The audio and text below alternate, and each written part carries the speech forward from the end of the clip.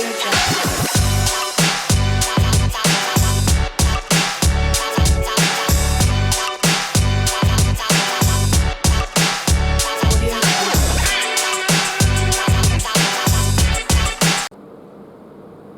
anak-anak sekalian, bagaimana kabarnya hari ini? Bapak Guru berharap semoga semuanya masih dalam keadaan sehat dan tetap semangat selalu. Oke, kali ini kita akan masuk pada materi kita yang kedua atau pembelajaran kedua, yaitu ancaman online, hoax, dan pedoman bermedia sosial. Nah, kali ini kita akan belajar tentang bagaimana ancaman yang terjadi di dalam melakukan hubungan konektivitas internet. Tetapi sebelum kita masuk pada materi kita akan meminta pertolongan kepada Tuhan dan kita berdoa. Ya Tuhan Allah Bapa kami dalam surga, pada saat ini kami akan memulai pembelajaran kami. Kiranya Allah Roh Kudus akan menerangi hati dan pikiran kami, sehingga kami dapat mengerti dan memahami tentang pelajaran yang akan kami pelajari saat ini. Dalam nama Tuhan Yesus kami berdoa. Amin. Ya, oke, kita masuk pada materi kita. Anak-anakku dapat membuka bukunya pada halaman 35 pada buku cetak. Ya, di situ kita akan belajar tentang ancaman online. Ya, ancaman online ini di era saat ini, kebutuhan terhadap sebuah konektivitas internet itu sangat dibutuhkan. Namun di dalam konektivitas internet ini mempunyai dampak yang positif dan sekaligus mempunyai dampak yang negatif. Oleh karena itu kita diharapkan untuk bisa bagaimana menggunakan internet dengan baik dan bijak. Nah, internet ini mempunyai banyak ancaman. Nah, yang kita akan pelajari kali ini seperti yang ada di dalam buku, ada 5 jenis ancaman yang akan kita pelajari.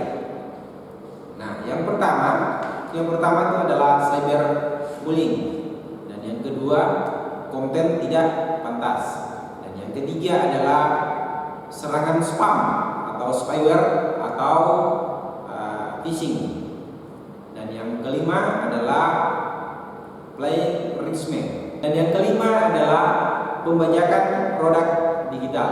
Nah, pada materi kali ini kita akan membahas 2 daripada 5 ini. Yang akan kita bahas adalah bullying dan konten tidak pantas. Nah, kita lihat pada materi bullying. Bullying adalah bentuk kekerasan yang dilakukan secara online melalui jaringan internet ataupun bisa orang lakukan dengan melalui telepon seluler terhadap orang lain. Nah, untuk menghindari bullying, maka ada beberapa tindakan yang bisa kita lakukan untuk menghindar dari pada tindakan bullying ini. Di antaranya, yang pertama itu jangan merespon. Yang kedua, jangan membalas aksi pelaku. Dan yang ketiga, bicara pada orang yang dipercaya. Yang kelima, blokir aksi pelaku. Dan yang keenam, jadilah teman atau jangan hanya diam. Nah, tindakan-tindakan ini dapat anak-anak lihat dalam buku halaman 35. Di situ ada penjelasannya tentang tindakan-tindakan apa saja yang dapat dilakukan jika kita sedang mengalami tindakan bullying.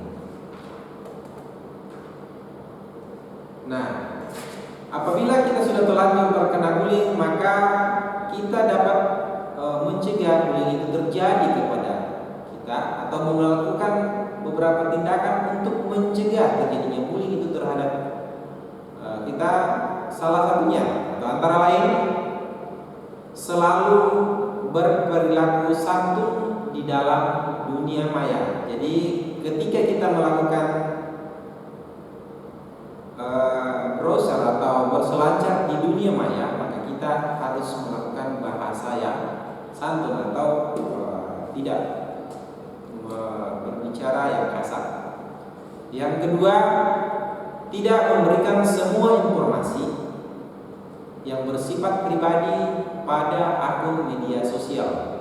Seperti yang kita punya, ada akun Facebook, ada Instagram, ada WA. Itu bisa kita privasi atau kita bisa batasi kebutuhan-kebutuhan pribadi kita atau data-data pribadi kita untuk diekspos pada akun tersebut. Yang ketiga, tingkatkan empati dan rasa peduli terhadap orang lain.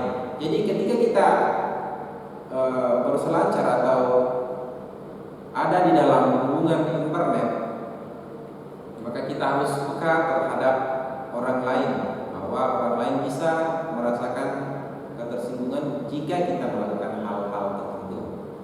Dan yang keempat adalah mensosialisasikan bahwa perilaku bullying itu adalah perbuatan yang celah. Jadi kita harus memahami, kita harus sadar bahwa bullying itu adalah tindakan yang salah. Nah, untuk selanjutnya atau ancaman yang kedua adalah tindakan atau konten tidak pantas. Konten tidak pantas sangatlah banyak di dunia maya. Konten tidak pantas ini dapat berupa perkataan, pesan, gambar. Gambar ini dapat bersifat menimbulkan kebencian, kekerasan, dan bahkan penindasan terhadap orang-orang tertentu. Oke, kita akan masuk pada contoh konten yang tidak pantas. Yang pertama itu adalah konten berbahaya atau yang bersifat penghinaan. Contohnya kita menghasut seseorang untuk membenci orang lain atau kelompok tertentu. Yang kedua adalah konten yang mengerikan. Konten mengerikan ini bisa bersifat seperti perkataan kasar atau gambar-gambar yang menjijikkan. Biasanya itu orang dapat melakukan pengambilan gambar seperti pada kecelakaan atau peristiwa kerusuhan dan lain sebagainya. Dan yang ketiga adalah peristiwa yang sensitif. Peristiwa yang sensitif ini biasa contohnya seperti bencana alam atau konflik atau kematian atau suatu keadaan kesehatan masyarakat yang membawa, seperti saat ini ada COVID-19. Itu kita tidak pantas untuk dijadikan hoax atau berita yang tidak benar. Dan yang keempat adalah kekejaman terhadap hewan. Jadi konten yang biasa orang tampilkan itu adalah menyiksa binatang atau membunuh binatang lalu dipublish. Dan yang kelima adalah ini yang paling sering terjadi ketika ada pemilu, meretas kebijakan politik atau materi yang dipunyai seseorang dalam politiknya diretas atau dikopi. Itu yang paling sering terjadi pada saat pemilihan presiden, pemilihan DPR dan kepala daerah.